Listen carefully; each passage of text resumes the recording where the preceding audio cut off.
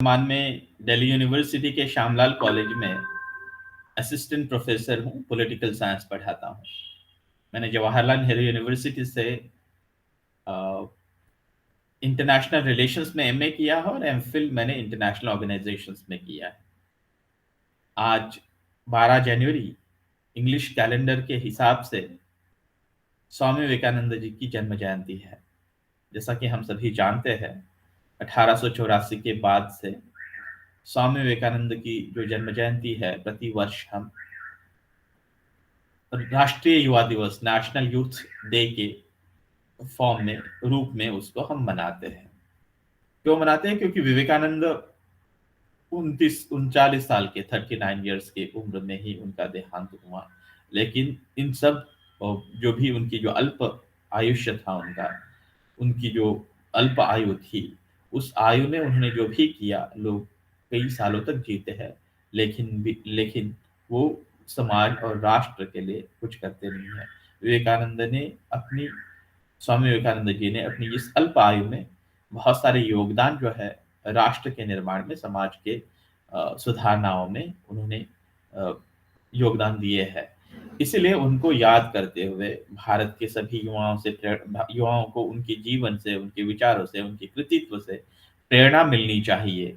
इस उद्देश्य से 1984 में, जैसे मैंने कहा, कि राष्ट्रीय युवा दिवस के रूप में उनका जो जन्म जयंती का जो दिन होता है, 12 जनवरी, उसको मनाया जाता है। वैसे तो भारत में हम जो हमारी आयु तय करते हैं, या फिर हमारा जो कैलेंडर है, वो ल्यूनर कैलेंडर को फॉलो करते हैं और हम तिथियों के आधार पर हमारा जन्म या मृत्यु दिवस हम तय करते हैं। तो उस हिसाब से अगर देखें तो विवेकानंद जी की जो जन्म जयंती है, वो 25 जनवरी को आती है। लेकिन चूंकि हम इंग्लिश कैलेंडर भी प्रैक्टिकल पर्पसेस के लिए फॉलो करते हैं, इसलिए आज हम विवेकानंद जी की कुछ उनकी जीवनी के बारे में, उनके व्यक्तित्व के बारे में, उनके कृतित्व के बारे में कुछ चीजें जो है उन्हें समझने की हम कोशिश करेंगे। इसी के साथ में मैं ये भी आप लोगों को को बताना चाहूंगा कि आज से लेकर के 12 जनवरी से लेकर के 25 जनवरी के बीच में उनकी जो भारतीय परंपरा के आधार पर उनकी जो जन्म जयंती पड़ती है 25 जनवरी को, तब तक मैं कुछ 5 लेक्चर सीरीज करना चाहता हूँ स्वामी विवेकानंद जी पर। विवेकानंद जी की जो विचार और कृति और उनकी जो एक दर्शन रहा है, मैं विवेकानंद जी के बारे में हम जानते हैं कि वे भारतीय ज्ञान परंपरा के संवाहक थे। भारतीय जो संन्यास परंपरा या परिव्राजकों की जो परंपरा रही है, उनमें से एक वो महान ऋषि रहे हैं, जैसे रामानुजाचार्य हुए या आदि शंकराचार्य हुए। उसी परंपरा के स्वामी विवेकानंद भी एक वो संवाहक रहे हैं। इसीलिए विवेकानंद के विचार और विवेकानंद की कल्पनाओं को समझने के लिए मुझे लगता है कि सिर्फ एक लेक्चर काफी नहीं है। तो हम 4-5 लेक्चर्स में उनको समझने की कोशिश करेंगे। जैसे मैं अभी और एक बार उसको दोहराऊँगा कि आज आज उनकी जन्म जयंती पर ये पहला लेक्चर हुआ, और उनकी जो भारतीय कैलेंडर के हिसाब से जो उनका 25th ऑफ जनवरी को उनकी जो जन्म जयंती आती है, तब तक मैं 5 लेक्चर करना चाहूँगा उन पर। आज के इस लेक्चर में जैसे मैंने शुरुआत में ही कहा है कि मैं स्वामी विवेकानंद जी के जीवनी के बारे में, कुछ प्रसंगों के बारे में चर्चा करते हुए, स्वामी विवेकानंद किस प्रकार से भारतीय परंपरा के, भारतीय ज्ञान परंपरा के, जिसे हम भारतीय सनातन ज्ञान परंपरा, सनातन धर्म जिसे हम कहते हैं, उसके वो वैश्विक संदेश वाहक किस प्रकार से थे, उस पर भी मैं चर्चा करना चाहूंगा। तो हम जानते हैं कि विवेकानंद जी का जो जन्म हुआ है, वो 12 जनवरी, जैसे हमने अभी कहा, 12 जनवरी 1863 में कोलकाता में जन्म हुआ था उनका। उनके पिताजी का नाम विश्वनाथ दत्त और उनकी माताजी का नाम भुवनेश्वरी था, भुवनेश्वरी देवी। माता माता जी को स्वामी विवेकानंद, और उनका जो जन्म नाम है उनका, वो नरेंद्र नाथ था। नरेंद्र, उनको प्यार से उनकी माता शुरुआत में तो वीरेश्वर कहती थी, लेकिन भारतीय पंचांग के हिसाब से उनका जो नाम तय किया गया, वो नरेंद्र, नरेंद्र नाथ, इस प्रकार से उनका नाम तय हुआ था। स्वामी विवेकानंद ये जो नाम है, उनका जन्म नाम नहीं है, वो उन्होंने संन्यास संन्यास धारण करने के बाद उन्होंने जो नया नाम धारण किया था, वो उनका स्वामी विवेकानंद नाम था। ये हमें ध्यान में रखना चाहिए। उनका जो जन्म नाम है नरेंद्र, उनका पूरा नाम हम कह सकते हैं नरेंद्रनाथ विश्वनाथ दत्त। उनका जो जन्म है 12 जनवरी 1863 में कोलकाता में हुआ था। उनके पिताजी जो है वो एक ख्यातनाम वकील थे और ब्रिटिश सरकार में वो नौकरी नौकरी करते थे। तो इस प्रकार से उनके जीवन की शुरुआत हुई और शुरुआत की उनकी जो पढ़ाई हुई है, जो मेट्रोपॉलिटन इंस्टीट्यूशन विश्वचंद्र ईश्वर चंद्र विद्यासागर की जो मेट्रोपॉलिटन इंस्टीट्यूशन है, वहाँ पर उनकी हुई। लेकिन कुछ दिनों के बाद उनके पिताजी का जो तबादला हुआ, उनकी ट्रांसफर हुई रायपुर में, तो वो विवेकानंद 14 साल की उम्र में वो रायपुर चले गए। विवेकानंद के जीवन के कुछ हम कह सकते हैं कि कुछ फाउंडेशंस है, वो रायपुर में भी पढ़ते हुए दिखाई देते हैं, क्योंकि वहां पर जाने के बाद वो जैसे निसर्ग के सानिध्य में रहने लगे, जंगलों में घूमने लगे और एकांत और एकाग्रता का एक अनुभव भी उन्होंने किया। तो ऐसे भी कहा गया, बहुत सारे जो उनके जीवन के बारे में लिखने वाले जो टिप्पणीकार है, उनका ये कहना है कि उनके जीवन के एक जो विवेकानंद जो बने, उसकी कुछ अंश तक उसकी जो एक आधार जो है, वो इसमें भी पाया जा सकता है जब वे रायपुर में गए थे। तो रायपुर में वो 1877 में उनके पिताजी का तबादला होने के बाद वो गए थे और 1869 मतलब 1879 में उनके पिताजी का जो ट्रांसफर और कोलकाता में हुआ, तो आज तब उसको कलकत्ता कहा जाता, कलकत्ता कलकत्ता, अब कोलकाता जिसे कहा जाता है, वो कोलकाता में आ गए। फिर बाद में उनका जो प्रेसिडेंसी कॉलेज में उनकी पढ़ाई आगे हुई। क्योंकि मैंने जैसे कहा था कि विवेकानंद के घर में पिताजी एक मॉडर्न आउटलुक के थे, क्योंकि वो ब्रिटिश की नौकरी भी करते थे, पढ़े लिखे व्यक्ति थे और उस समय जो ब्रिटिश स्कूलों में उन्होंने पढ़ाई की थी, इसलिए उनका एक वेस्टर्न मॉडर्न आउटलुक भी था। लेकिन उनकी माताजी एक डिवाउट, जिसे हम कह सकते हैं कि धर्मपरायण एक व्यक्ति थी और घर में श्री रामकृष्ण, राम कृष्ण, माता काली, इन सब की पूजा होती थी। इसीलिए बचपन से विवेकानंद पर हमने कहा कि 1869 मतलब 1879 में विवेकानंद वापस आते हैं, कोलकाता में आते हैं और उन्होंने फिर बाद में उनकी जो ग्रेजुएशन की पढ़ाई के लिए उन्होंने प्रेसिडेंसी कॉलेज जो है कोलकाता में, वहाँ पर उन्होंने दाखिला ले लिया, उन्होंने एडमिशन ले लिया वहाँ पर। तो घर में धार्मिक वातावरण तो था उनकी माताजी के हिसाब से, माताजी की वजह से, क्योंकि वो डिवाउट, एक प्रकार से डिवाउट लेडी थी। तो वो भारतीय जो धर्म ग्रंथ है, उसमें वेद, उपनिषद, भगवत गीता, रामायण, महाभारत, पुराण, इनका अध्ययन भी उन्होंने बचपन से ही करना शुरू कर दिया था। उनके बारे में कहा जाता कि उनकी स्मरण शक्ति जो थी वो दिव्य थी। वो जो भी पढ़ते थे उसे याद रखते थे। अच्छा, दूसरी बात ये भी कि बचपन से वो जिज्ञासु प्रवृत्ति के थे। जो भी चीज़ें वो समझ नहीं पाते थे, सिर्फ कोई कहता है इसलिए उस पर उनका विश्वास नहीं था। किसी भी चीज़ पर विश्वास करने के लिए वो प्रमाण माँगा करते थे। इसलिए उनके बारे में ये जो थे कि अ, जो भी उनको कहा जाता था उस पर सीधे-सीधे वो विश्वास नहीं करते थे। तो घर में जो भी पूजा पद्धतियाँ हुआ करती थी, इस ईश्वर को लेकर भी उनके मन में हमेशा एक प्रश्न रहा करता था, सवाल उठा करता था। और वो जो भी ज्ञानी पुरुष उनको लगता था कि ये ज्ञानी पुरुष है, तो वो उनको जब भी मिलते थे, तो उनको वो पूछते थे कि आपने ईश्वर को देखा है क्या? और जो भी उनको उसके जो जवाब मिले थे, उसके जो भी प्रत्युत्तर मिले थे, उनका समाधान नहीं हुआ था। इसी प्रकार से मैंने कहा कि वे तो भारतीय धर्म ग्रंथ और भारतीय जो स्क्रिप्चर्स है, वेद, उपनिषद, भगवत गीता, रामायण, महाभारत, पुराण, इनका तो अध्ययन उन्होंने किया था। उनकी जो स्मरण शक्ति वो दिव्य थी, तो वो जो भी पढ़ते थे वो ठीक से याद कर लेते थे। ग्रेजुएशन के दिनों में उन्होंने जो पश्चिम पश्चिम का दर्शन है वो भी उन्होंने पढ़ाई पढ़ाई किया था। तो उसमें जो है उन्होंने जो वो फाइन आर्ट्स का जो अध्ययन जब कर रहे थे, तो उन्होंने जो बैचलर्स डिग्री उनकी मिली, बीए की जो डिग्री मिली, वो 1884 में 1884 में उनको डिग्री मिली ग्रेजुएशन की, बीए वो बने। और इन्हीं दिनों में उन्होंने David Hume, Immanuel Kant, John Gottlieb, Fichte, Spinoza, Hegel, Schopenhauer, August Comte, John Stuart Mill, Charles Darwin, इनको भी पढ़ा था। कहा जाता है उनके विचारों पर हर्बर्ट स्पेंसर का जो एवोल्यूशनिज्म की जो एक आइडियाज थी, उसका प्रभाव जो है उनके विचारों पर रहा है। सो लेकिन इसी के साथ में, क्योंकि वे बंगाली थे, लेकिन उनका अध्ययन संस्कृत में भी ठीक था और संस्कृत पर भी उनका प्रभाव था। जब वे ग्रेजुएशन कर रहे थे तब उनके जो प्रोफेसर थे वो प्रिंसिपल भी थे क्रिश्चियन कॉलेज जो अ, कोलकाता में था, जहाँ से उन्होंने ग्रेजुएशन किया। मुझे लगता है कि वो उन्होंने जो स्कॉटिश चर्च कॉलेज है वहाँ से उन्होंने ग्रेजुएशन किया। उसको general assemblies institution, general assembly की जो उनकी संस्था थी, उसका नाम स्कॉटिश चर्च कॉलेज आज कहा जाता है उसे।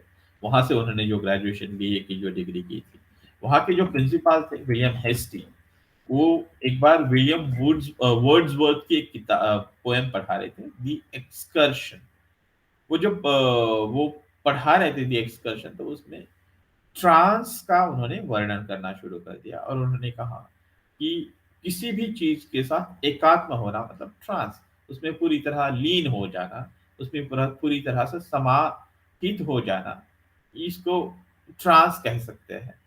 तो वो ट्रांस के जब वर्णन की जब बात कर रहे थे, तो उन्होंने कहा कि जो ट्रांस है उसको अगर समझना है तो दक्षिणेश्वर में माता काली के मंदिर में वहां के पुजारी है श्री रामकृष्ण परमहंस, उनको मिले।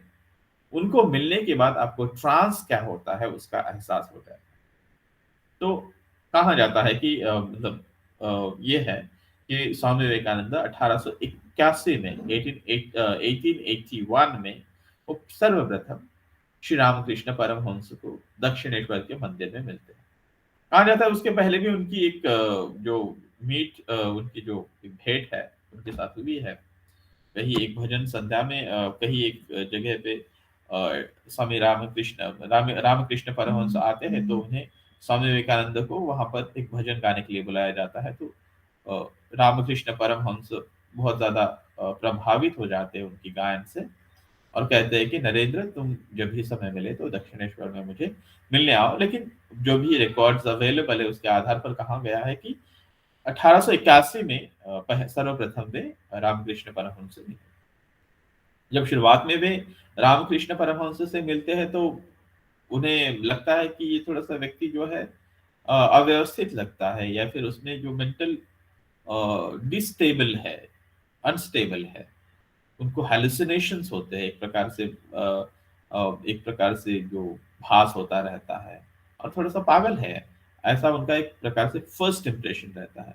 लेकिन उनकी सिंप्लिसिटी और विचारों की प्रभावकारिता से भी वो प्रभावित हुए हैं। इसलिए वो पूरी तरह से उन पर विश्वास नहीं करते और बहुत ज्यादा लाइक भी नहीं करते शुरुआत में मिलने के बाद उनको, लेकिन उनसे मिलते जरूर रहते हैं। और 1884 में 1884 में उनके पिताजी विश्वनाथ दत्त, उनका देहांत हुआ।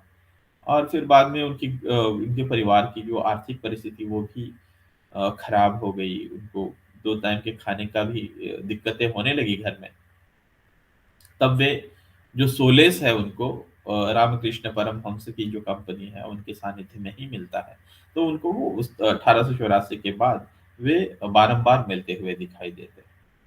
ऐसे भी कहा जाता है कि जब उनके पिताजी की देहांत के बाद अनेक सारे लोगों से जो कर्जा वगैरह था उनके परिवार पे, तो वो कर्जा लेने के लिए लोग आते थे, उनको सताते थे, उनसे घर से निकालने की बात करते थे।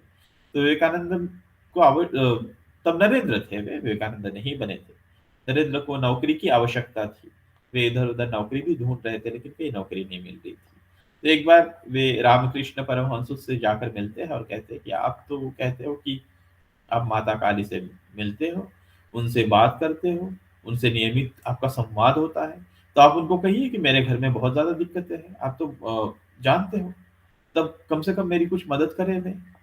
तो आप इस संदर्भ में रामकृष्ण परमहंस और विवेकानंद मतलब नरेंद्र, उनके बीच में जो संबंध थे, इनको अगर समझने की अगर कोशिश करनी है तो मुझे लगता है एक पिक्चर आई है 1992 में मुझे लगता है। उसमें रामकृष्ण परमहंस की भूमिका मिथुन चक्रवर्ती ने की है और उनका पूरा नाम मुझे बंगाली एक्टर है, बैनर्जी उनका लास्ट नेम है। पहला नाम मुझे पता नहीं है उनका। तो उन्होंने स्वामी विवेकानंद की भूमिका की हुई है। तो उसको भी हम देख सकते हैं। तो कहा जाए कि उसको देख कर के हम उनके दोनों के संबंध के संदर्भ में कुछ कल्पना हम कर सकते हैं, कुछ अंदाज़ लगा सकते हैं। तो रामकृष्ण परमहंस को जब विवेकानंद कहते हैं, नरेंद्र कहते हैं कि मेरे घर में तो दिक्कत है, आप जानते हैं, मेरी परिस्थितियाँ क्या है।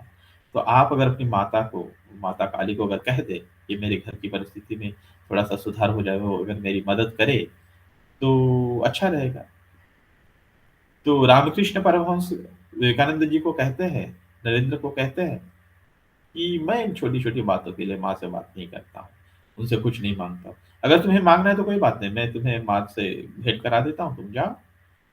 विवेकानंद जब जाते हैं तो उनके माता के दर्शन तो होते हैं, लेकिन माता को वो जो माँगते हैं तो मुझे बोलती है मुझे ज्ञान दे, भक्ति दे और मुझे अ, वैराग्य दे, इसी प्रकार की चीज़ें वे माँगते हैं। जब वापस आते हैं तो रामकृष्ण परमहंस उनको और एक बार पूछते हैं कि नरेंद्र, क्या तुमने पूछा? तो वो कहते हैं कि नहीं, वो तो नहीं पूछा। अरे! तो फिर जा माँ से माँग ले। वो 2-3 बार भी जाते हैं, लेकिन उन्होंने यही कहा कि मुझे ज्ञान दे, भक्ति दे और मुझे वैराग्य दे। और तो आने के बाद रामकृष्ण परमहंस कहते हैं, "अरे! तो ये चीज़ें माँग नहीं सकेगा क्योंकि इन चीज़ों के लिए तू बना ही नहीं है।"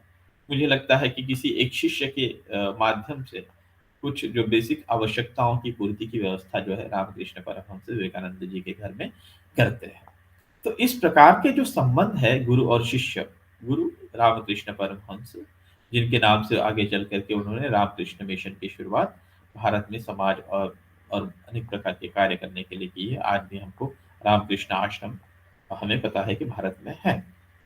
तो इस प्रकार के जो संबंध है गुरु और शिष्य, रामकृष्ण परमहंस और नरेंद्र, जिन्हें हम स्वामी विवेकानंद के रूप नाम से आज जानते हैं, उनके बीच में थे। और लेकिन हुआ यूँ भी है कि उसके बाद में ये जो संबंध जो है गुरु और शिष्य के बीच में गहराते जाते हैं। अ, रामकृष्ण परमहंस का विशेष स्नेह विवेकानंद के प्रति होता है, उन पर विश्वास भी होता है, उनका ये एहसास भी उन्हें है कि विवेकानंद ही जो है, नरेंद्र ही जो है, उनकी पूरे ज्ञान परंपरा को या उनके ज्ञान को वो आगे बढ़ाएँगे। इसीलिए उन पर वो आश्रित भी होते हैं। लेकिन 1885 में 1885 में उनको थ्रोट कैंसर डिटेक्ट होता है और 1886 में उनकी मृत्यु हो जाती है। लेकिन मृत्यु के पहले जो है, कुछ शिष्यों को साथ में लेकर के क्योंकि वो 1885 में थ्रोट कैंसर होने के बाद वे दक्षिणेश्वर मंदिर से वो काशीपुर में चले जाते हैं और वहाँ पर एक गार्डन हाउस में उनके वहाँ पर रहते हैं। और वहाँ पर ही उन्होंने अपने शिष्यों को वो शायद शिष्य के एक मठ जो एक परंपरा है उसमें जो मठ में रह कर के जो सन्यासी परंपरा भारत की रही तो उनको वो सन्यास भी दिलाते हैं ऐसा कहा गया है। लेकिन उनकी मृत्यु मुझे लगता है उनकी मृत्यु के बाद विवेकानंद और उनके शिष्य जो भी थे उन्होंने सबने मिलकर के सन्यास धारण किया था। उस सन्यास धारण करने के बाद नरेंद्र विश्वनाथ दत्त जो है वो स्वामी विवेकानंद बन गए। तो ये 1886 में उनके गुरु की मृत्यु के बाद होता है। 1886 में नरेंद्र विश्वनाथ दत्त जो है वो स्वामी विवेकानंद बनते हैं। क्योंकि मृत्यु के पहले अ, जो उनके गुरु थे वे विवेकानंद को ये कह देते कि तू तुझ पर मैं ये दायित्व देता हूँ कि ये जो बाकी अन्य शिष्य हैं उनका ख़्याल तू रखेगा, उनको तू सँभालेगा और अन्य शिष्यों को कहते हैं कि तुम इसका कहा मानना सब लोग, इसको लीडर करके, इसका आपका नेता करके उसको स्वीकार करो। तो इस प्रकार से अपने शिष्यों के प्रति उनका विशेष स्नेह था। और उनको पता था कि इनका सबका जो सँभाल है विवेकानंद ही कर सकते, तो एक प्रकार से दायित्व देकर चले गए। आगे चलकर, क्योंकि जिस काशीपुर जिस जगह पे वो जो आश्रम में रहते थे गार्डन हाउस में, तो रामकृष्ण परमहंस के मृत्यु के बाद उनको जो भी मदद मिल रही थी वो अभी बंद हो गई। सपोर्ट जो था, अन्य जो देने वाले लोग थे, जो दान करने वाले लोग थे, दानदाताओं ने अपना दान देना बंद कर दिया, सपोर्ट करना बंद कर दिया। तो वे फिर अपने गुरु शिष्यों को लेकर के, गुरु बंधुओं को लेकर के बारामठ में एक ऐसी जूनी पुरानी बिल्डिंग, जो मतलब एक डायलेपिडेटेड कंडीशंस में थी, टूटी फूटी कंडीशंस में थी, वे वहां पर जाते हैं। अ, तो वहां पर ही जो अ, बारामठ जिसे कहते हैं, कि वहां पे वे जाते हैं और वहां पर उन्होंने पहला एक मठ बनाया। वहां पर वे सब लोग रहते हैं। जब तब सन्यास, ये सारी जो चीजें, मतलब जब तब और धारणा जो भी उनकी है, सन्यास धारणा, उसका जो भी विचार है वहां पर वे रहकर करते हैं।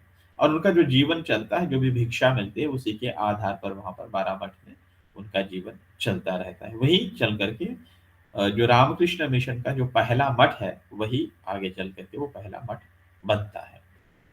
ये सब होने के बाद 1888 में विवेकानंद परिव्राजक के रूप में पूरे भारत भ्रमण पर निकलते हैं, और वो 5 सालों तक संपूर्ण भारत भर में, उत्तर से लेकर दक्षिण तक, पूर्व से लेकर पश्चिम तक, जहाँ वे संभव है वहां से हिमालय से लेकर के वे कश्मीर, कन्याकुमारी तक, जहाँ पर कन्याकुमारी में विवेकानंद जी का स्मारक है, हम जानते हैं, वहां तक वे प्रवास, वो ट्रैवल करते हैं, भ्रमण करते हैं, और भारत की विविध परंपराएं और भारत के समाज जीवन के विविध पहलू जो है, उसे वो समझने की कोशिश करते हैं।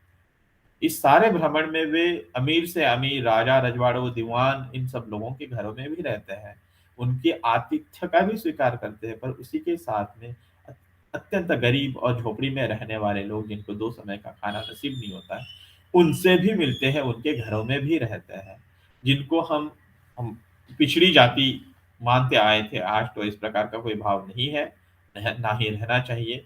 अगर ऐसा कोई भाव रहकर इस प्रकार से कोई व्यवहार करता है, तो प्रिवेंशन ऑफ एट्रोसिटीज एक्ट 1989 के तहत उसके खिलाफ ठीक से उसका इलाज भी हो जाएगा। लेकिन हम जिनको पिछड़ी जातियां मानते रहे हैं, अछूत मानते रहे हैं, दलित मानते रहे हैं, उनके घरों में भी रह करके उनके साथ उनका खाना, विवेकानंद ने उनके साथ खाना खाया है।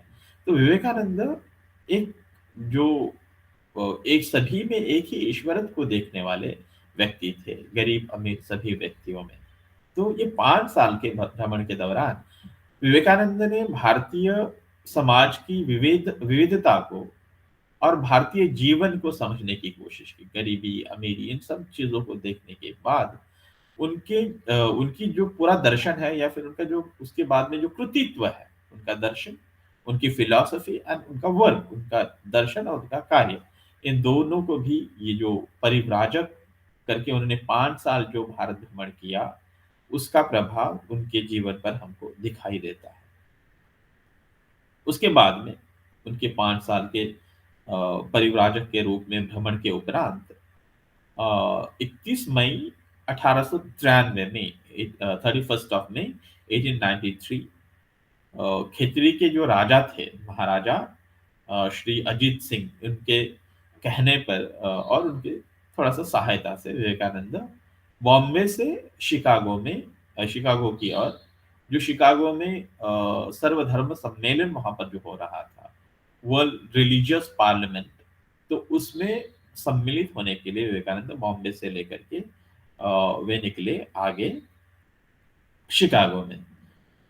ये है कि विवेकानंद को इस प्रकार से कोई फॉर्मल, औपचारिक, इस प्रकार से कोई निमंत्रण नहीं था। तो विवेकानंद जब निकले थे, तो वहां पर भी जाकर के उनको बहुत सारी दिक्कतें हुई, लेकिन वहां पर कुछ अमेरिकन लोग मिले, जिन लोगों ने उनकी, विवेकानंद की थोड़ी सहायता की, और उस प्रकार से विवेकानंद जो है वहां पर जो सर्वधर्म धर्म सम्मेलन हुआ, उस सम्मेलन में वो सम्मिलित हो पाए। क्योंकि विवेकानंद, मैंने कहा था कि ये उनकी जीवनी के संदर्भ में हमने कुछ चर्चा की, उसका कुछ संवाद मैंने आप लोगों से किया, उसकी कुछ चर्चा की यहाँ पर।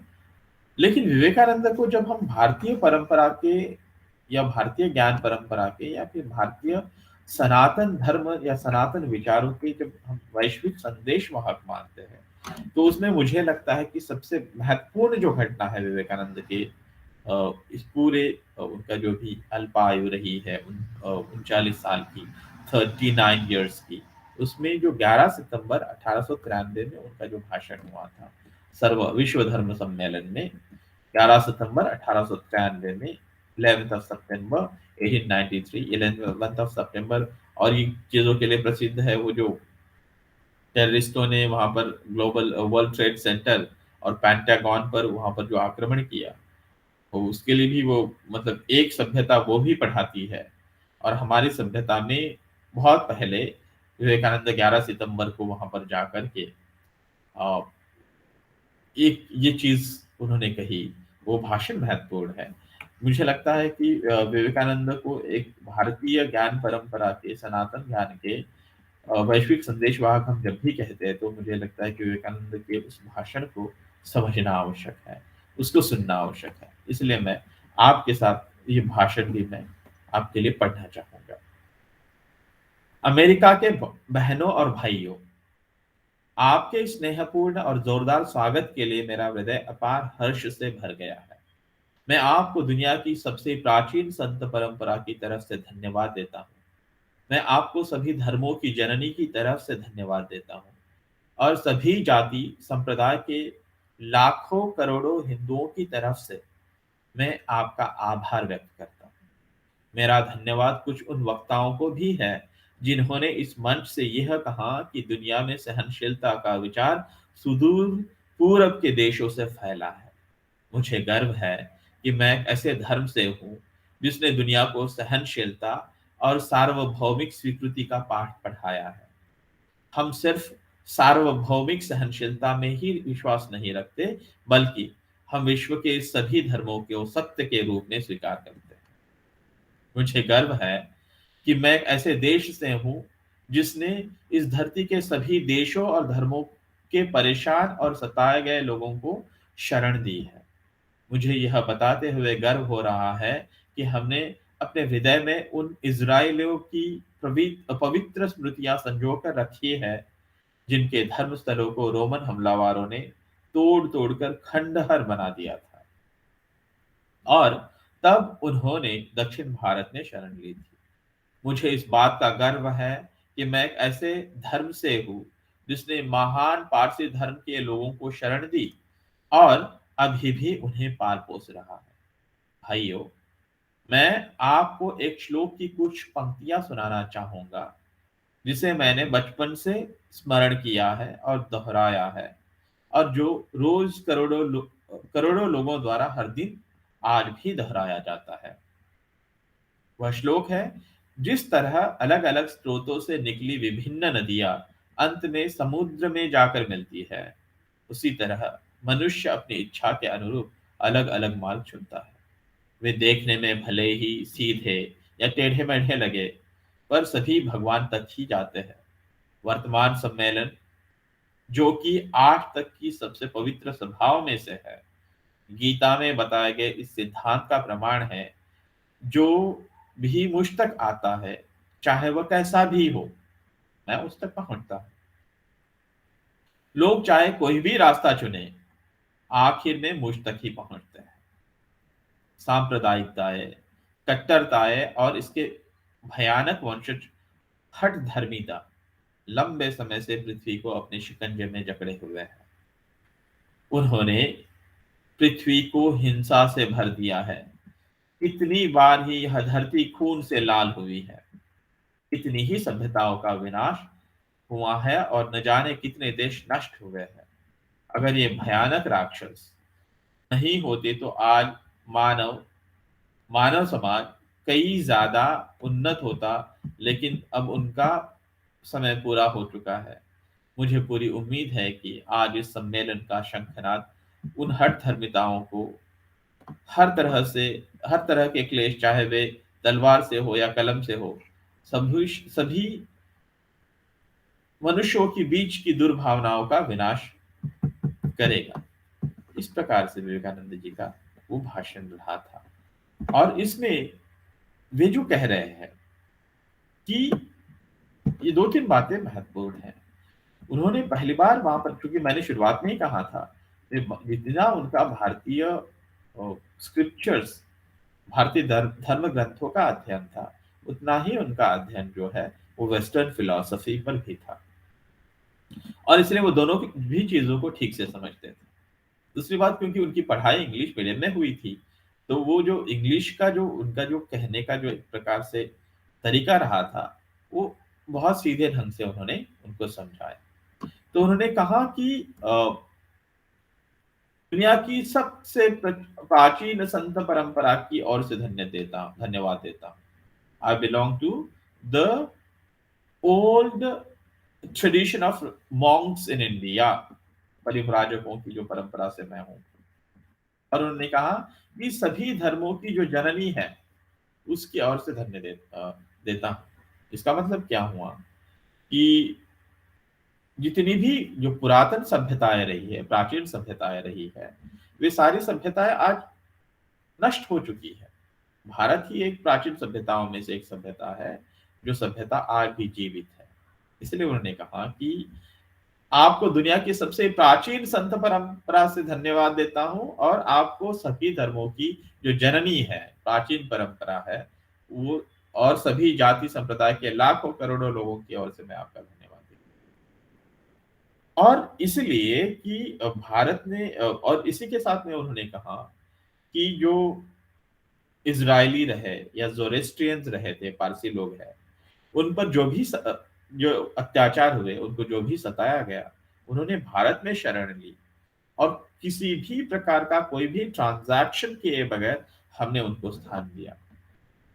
हमने ये जो प्रत्येक व्यक्ति में एको हम बहुश्याम, प्रत्येक व्यक्ति में ईश्वर है, ये जो हमने समझा है, ये जो परंपरा है भारत की, जो कर्म योग, भक्ति योग, राजयोग और ज्ञान योग के माध्यम से हमने जो उस ज्ञान को प्राप्त करने की या ईश्वरत्व को प्राप्त करने की हमने जो भी भारत में हमें जो वो अर्ज रही है, वो तृष्णा रही है भारतीय लोगों में, तो वो ज्ञान को प्राप्ति के वो जो भी रास्ते रहे हैं, उसके माध्यम से कैसे हमने विश्व के सभी सताए लोगों में भी उस ईश्वर को समझा, और उसको अपनी जगह पे हमने अपनी धरती पर उनको हमने पनाह दिया।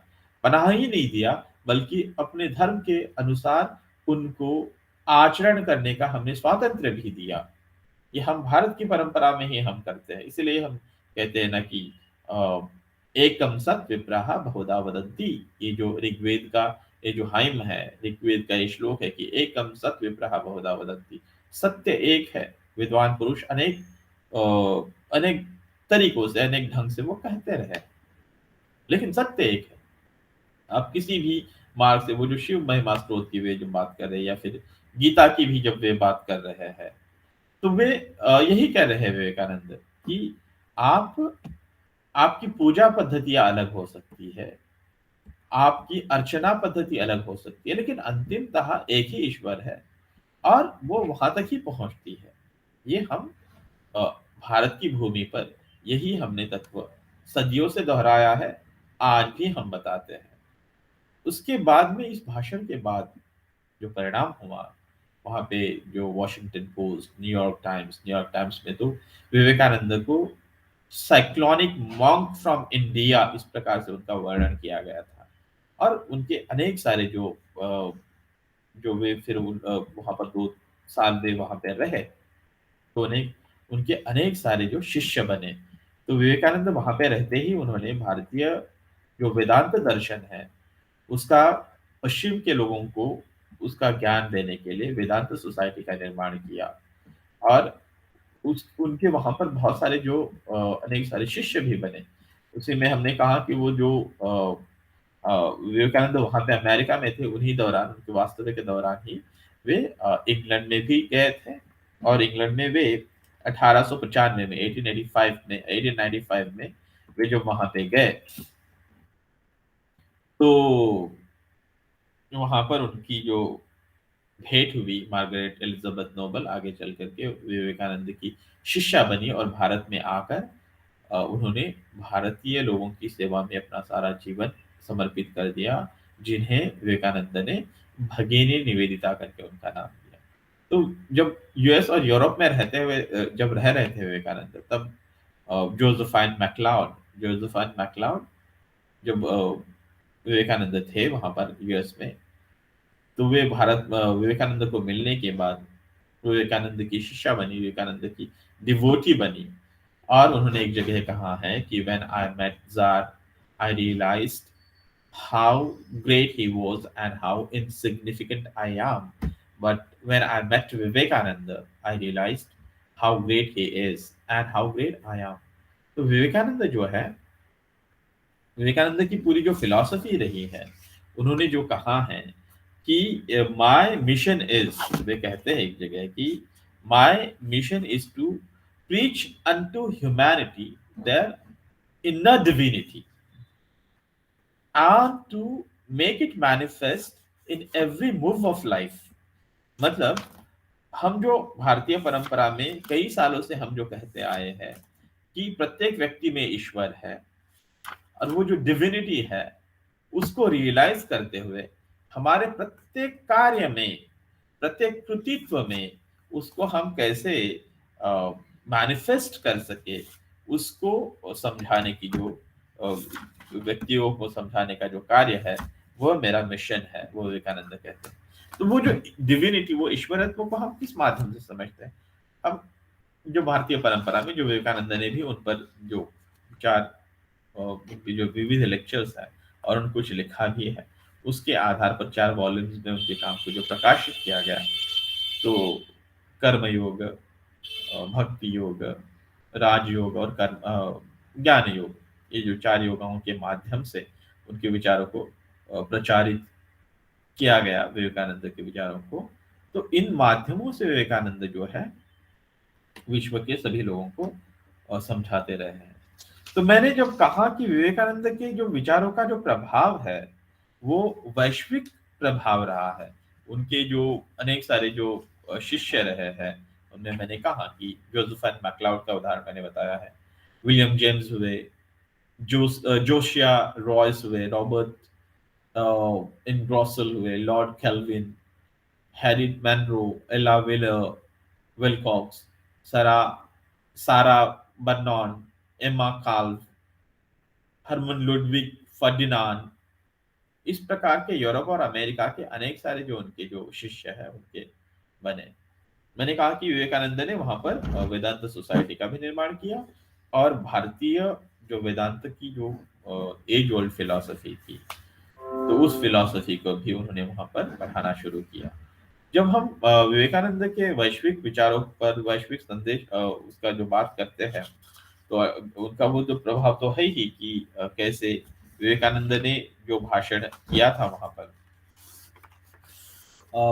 11 जनवरी को, और उसकी 11 सितंबर, 11 सितंबर 1893, उसका प्रभाव तो रहा ही। वह वैश्विक मैसेंजर बन के वहां पर तो गए ही हैं, पर साथ ही में विवेकानंद का जो प्रभाव पड़ता हुआ हमको दिखाई देता है, तो 1893, मैंने कहा कि 31 मई 1893 में वो बॉम्बे से शिकागो की ओर जब से जा रहे थे, एसएस एम्प्रेस नाम का जो जहाज था उसमें, तो पहली बार उनकी जो भेंट है जमशेदजी टाटा के साथ हुई। तो जमशेदजी टाटा वो भी अमेरिका जा रहे थे स्टील के व्यवसाय के संदर्भ में।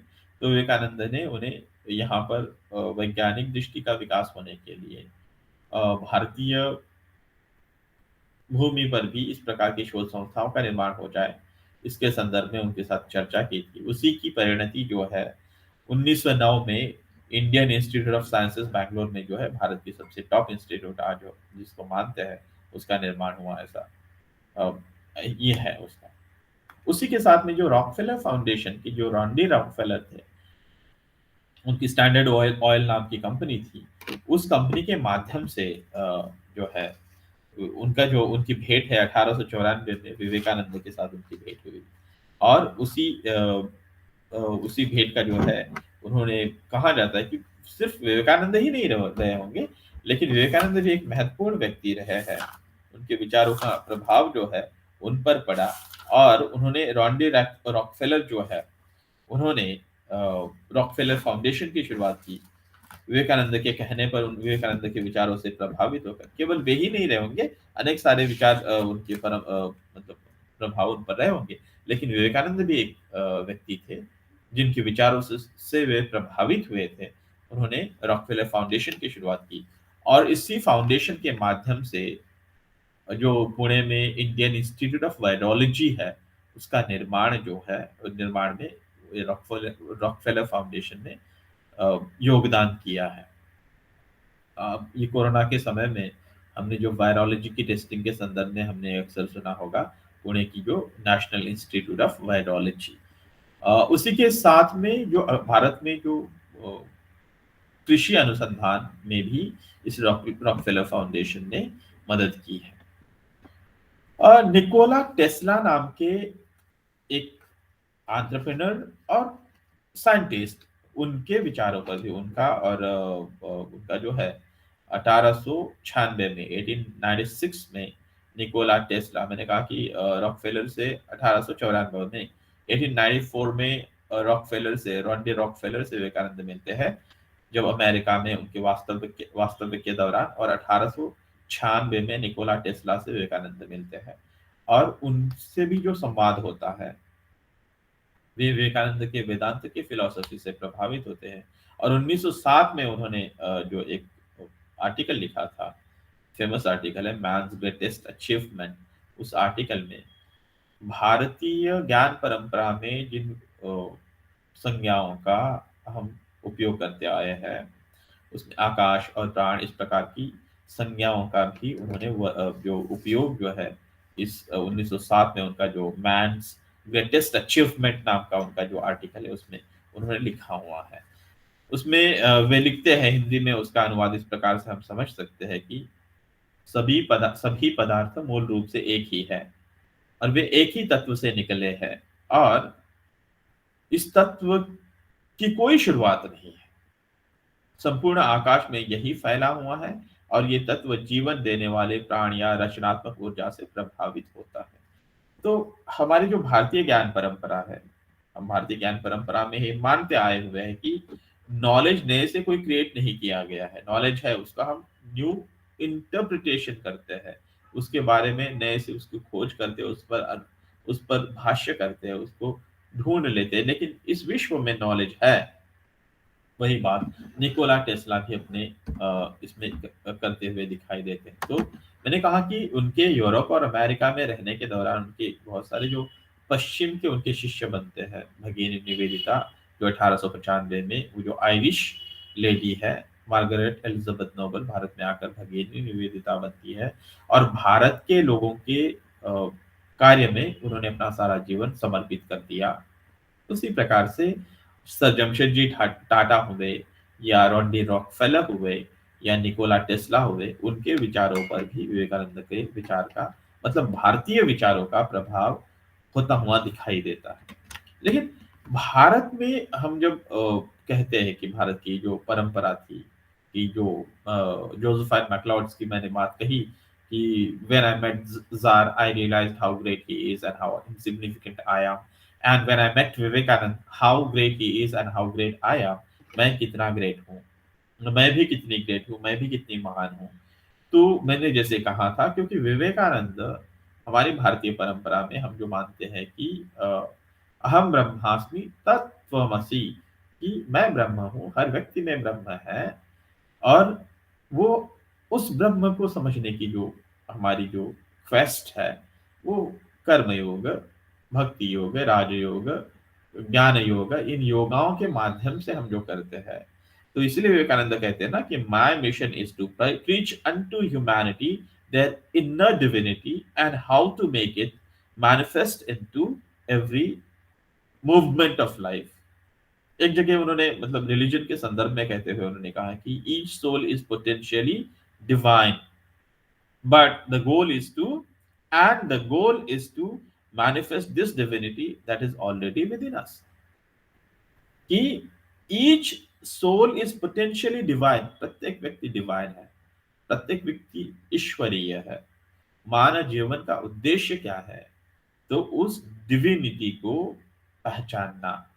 तो वो कर्म योग से, भक्ति योग से, ज्ञान योग से, या फिर राजयोग के माध्यम से उस ईश्वरीय तत्व जो हमें बसता है उसको समझना।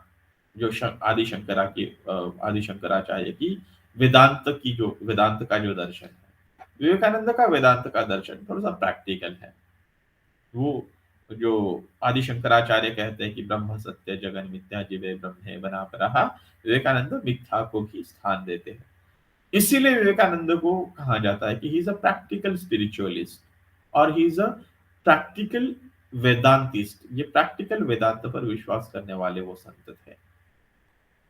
और उसको उस डिविनिटी को अगर वो अनुभव करना है, तो विवेकानंद का मानना है कि उस डिविनिटी को सिर्फ पूजा करने से ज्ञान अ, उसका ज्ञान होने से संभव सब वहां तक अंत नहीं है, या फिर सिर्फ भक्ति में ही लीन होकर के उस डिविनिटी को नहीं पहचाना जा सकता।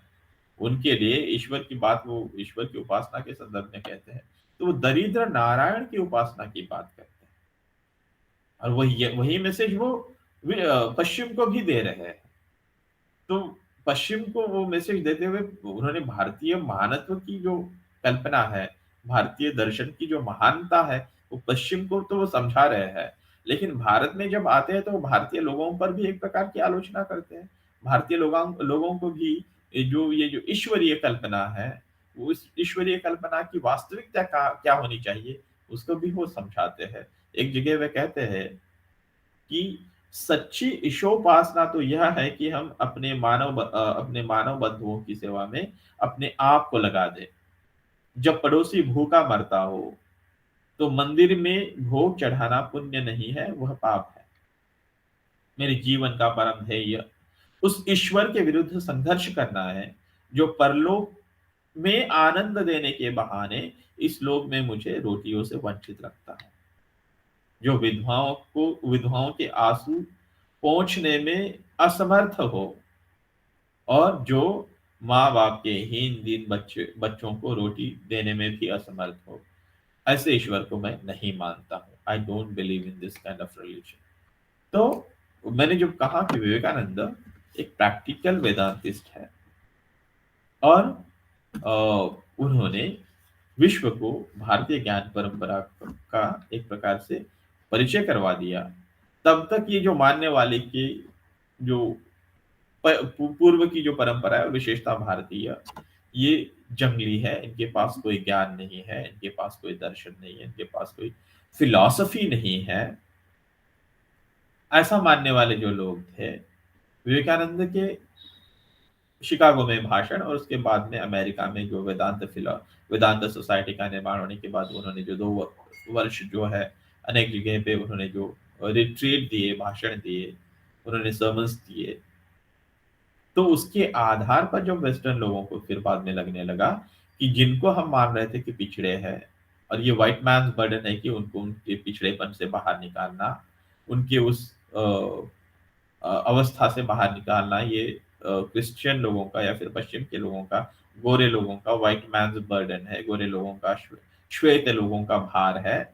ऐसा मानना गलत है, क्योंकि भारत में एक समृद्ध ज्ञान परंपरा है। उसके बाद में भारत की ज्ञान परंपरा को पुनः समझने की एक प्रकार से एक प्रोसेस की जो शुरुआत है वेस्टर्न वर्ल्ड में शुरू होती हुई दिखाई देती है।